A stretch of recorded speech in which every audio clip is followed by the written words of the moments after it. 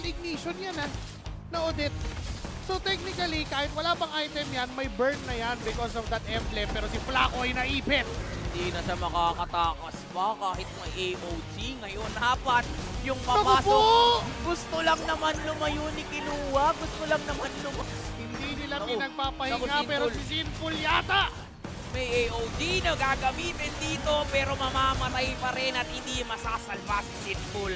Flaco, makakalayo pero maaabutan pa. Para pero 1v1 na naman. 1v1 na naman. Ingat na nga lang daw kasi sa 1v1 duel.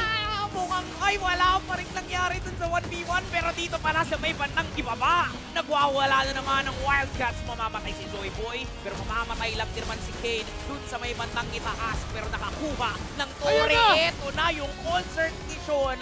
Talagang manginginig ka. 1v1 mo, yun.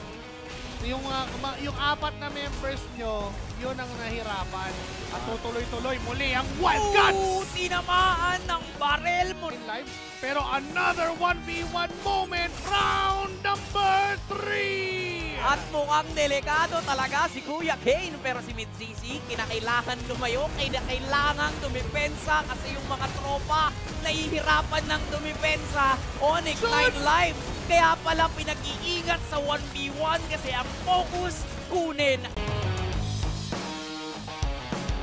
Na yan, Oo. pero ihagis ka pa rin.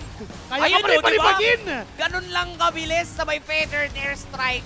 That's gonna be enough para sa... Yung Ayan confidence. na naman. Ayan na naman yung bato! Kaya nilang patumba. Ano nakwento niya sa akin, nag-audition daw siya sa Dark Knight. Ito na naman, Kaloy, ang Ang bato, bato! hindi lang para sa pati mga... Kailangan niya kailangan niyang pigilan yung Martial Mayhem dito sa pag-arangkada. Ito Ayun na naman, ang bato, nandun yung Parsa, nandun yung...